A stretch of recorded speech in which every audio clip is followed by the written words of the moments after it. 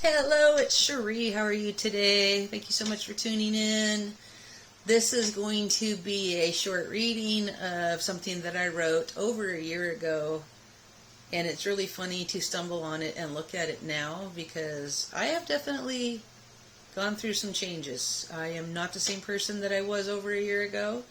I still have a long way to go, but hey, things are improving. And letting it go and killing the ego really helps. So here we go. Let it go. The message that is coming through loud and clear almost daily. All the paperwork I've saved over many years, all my thoughts about life and what I think I want is in question now. Do I really want what I say I want? If so, then why isn't it so? Feeling empty on the inside. Telling myself to allow myself to feel empty. Accept it for what it is. Why is empty a bad feeling? Why is empty a lonely feeling? Why isn't empty an exhilarating feeling? Feeling empty might just be the answer to all the feelings that make me feel yucky. Here's a thought I had years ago. I am experiencing everything by myself. I am always alone. No one experiences my mind, my perceptions, my thoughts, or my feelings. This has been a week of hard knocks to my ego. My brother poo-pooing everything I believe. My husband getting angry when I ask him deep questions. I know, it seems just two people threw me into a tailspin.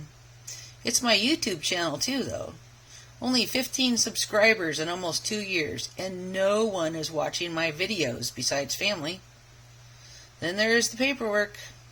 I have studied success, wealth building, relationship success, law of attraction, human design, psychology, spiritual sexuality, massage, exercise, nutrition, self-help, etc.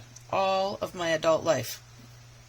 Basically, I devoured anything I found that I thought would create the best possible life for me and for my loved ones. I also have piles of dark thoughts, too. Things that I just don't seem to want to let go of. Why? Every time I read them, I get hurt all over again.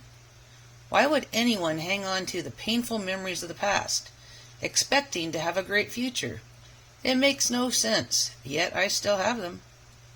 My thinking to this point has been that somehow all this trauma and drama would be overcome, and I would then be able to help others with their own trauma and drama.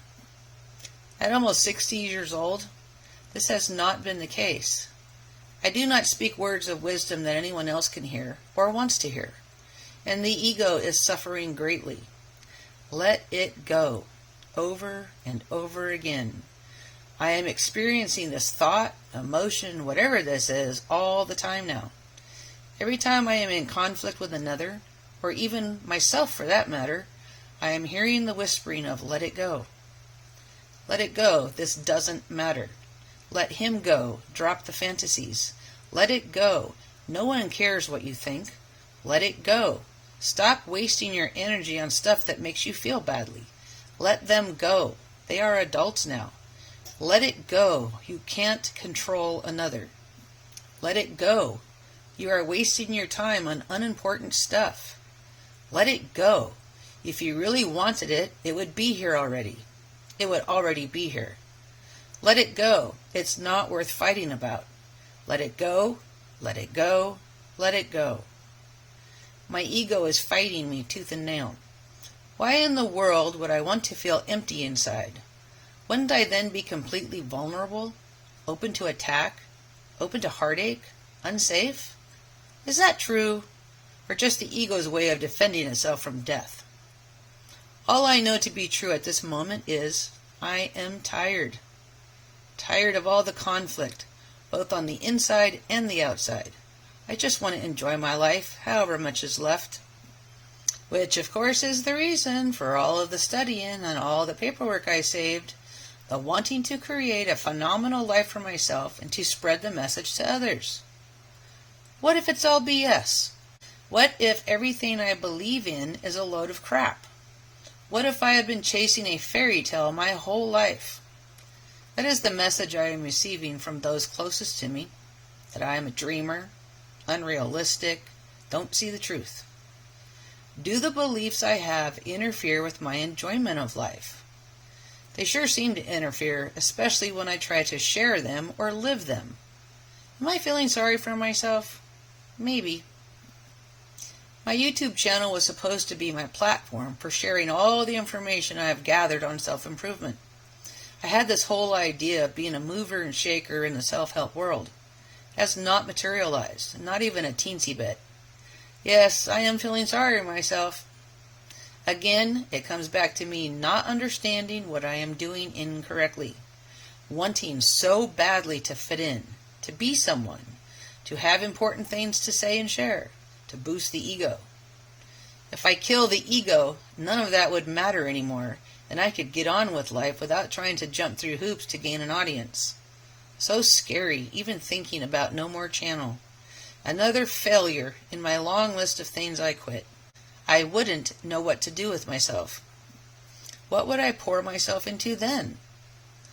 I have slowly but surely, over a lifetime of feeling sorry for myself and not getting the recognition I crave, given up on everything that seemed futile in my life. YouTube now seems to be on my hit list. The problem is wanting to leave a mark, thinking I am important enough to matter. I do matter, but not in the way I wish. The ego once more. What am I supposed to do with all the information I've gathered? I want to share it so badly, to tell others, look, here's how to have a better life. But then I look around and I see that I am not living the life I believe in. The gap between what I say I want and what I actually do is painful to recognize. Hypocrisy abounds, and that leads to let it go. All this stuff that I proclaim to believe in and do not follow, I feel the need to let it all go. So that was over a year ago, how I used to feel. And at the time when I wrote that, I really didn't think that I would ever be able to let go of how I thought and how I felt and all that kind of stuff. But I kept at it. I kept at it, and I kept at it, and I kept at it, and so much has changed. Let it go. Kill the ego. It works. It really works. It can be a very tough journey because you become so identified with how you think, especially if you're like me and you're a ruminator, and you've been thinking the same way for the vast majority of your life. You know, those thoughts are so ingrained in you, so much a part of you, that you really don't even know that you can change those thoughts. You can override those thoughts. You can make those thoughts much quieter in your mind. It's a process. It's really a process, but it is worth the journey. It is worth attacking your own beliefs. It is worth looking at your behaviors. It is worth looking at your approach to life. It is worth killing the ego. It is worth letting things go. It is worth changing the way you think so that your life will change. And I am living proof of that. Now, have I gone as far as I want to go? Not even close. I still get triggered really easily around certain subjects. Other things just don't bother me at all anymore. It's so weird. In fact, this weekend, I did something that I never thought I could ever do. We had a 60th birthday party for my husband, and we have a little small swimming pool. It's, you can't even swim in it. It's more or less like an oversized wading pool. But I actually wore a bikini in front of all of our guests, which, for me was so out of my comfort zone, especially being over 50 pounds overweight.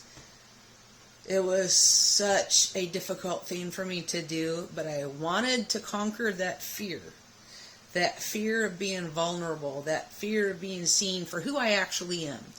My body is my body at this moment. There's nothing of course there's something I can do about it, but I'm just saying that right now at this moment I am over 50 pounds overweight. And I assume that I am over 50 pounds overweight because I want to be. Because if I didn't want to be, I wouldn't be. So I just accept that this is how I look. And Nobody's perfect. So I mustered up the courage, and I jumped in the pool with the kids in a bikini in front of a lot of people, and I'm so proud of myself. I'm still shook to my core. I was so embarrassed. It was just so hard to do. It was so hard to do, but I'm so proud of myself that I actually conquered that. So that should hopefully make it easier for me going forward with that part of myself.